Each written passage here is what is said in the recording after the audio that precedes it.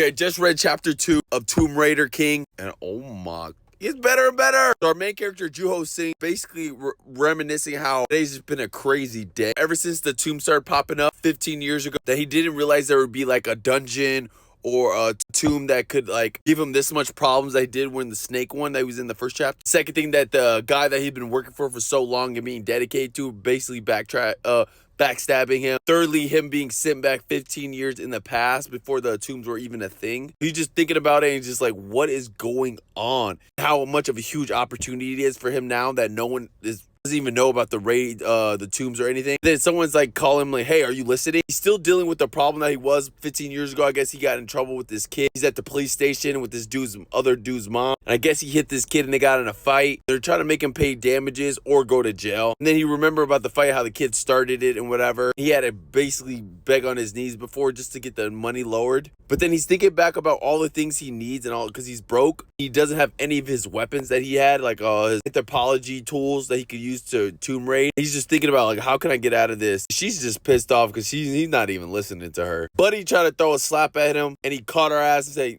chill out, lady. She looks even pissed, but then she gets surprised like, lady, you better calm down before I put the, you know what I mean? Her son throws a punch from a mile away. We can see it coming. Hit him with that, bob and weave, grab him by the wrist, but this time, we're gonna show him what's up. We're gonna throw him on the ground. Even notice that his body feels light and he has all his fighting techniques back 15 years ago, but he's still at the police station. The cops are like, bro, what are you doing? Did you just get in trouble for this? And he tells them, I ain't got no money to pay these people. Just put me in jail.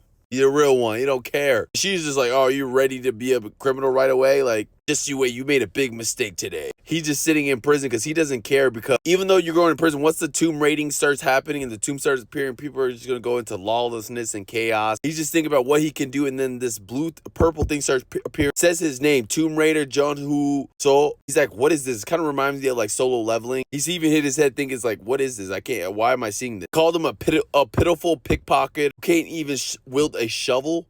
Damn. I like Solo Leveling because they weren't talking shit. Obviously think it's the crows, the relic from the crow. He's pissed, looking around. Then he sees this thing about his eyes being ranked F, able to see anything with a 3-foot radius in great detail. John even punched the screen to see if it goes away. He says, activate the 4 talents of a Tomb Raider. Awaken the 4 talents hidden within you in order to become a full-fledged Tomb Raider. Even the cops next to him tells him to be quiet, but so obviously he knows he can't see it. Now he knows he doesn't even need the anthropology relic. He thinks that this transfers his skill from his previous life to this. Later on, his friend comes in, his mentor gets him out of prison. This guy who adopted him when he was an orphan. They part ways. He sees these goon squad looking for him, but his biggest problem, he has no money right now, and all the relics are in America. Lucky him, he found his funding.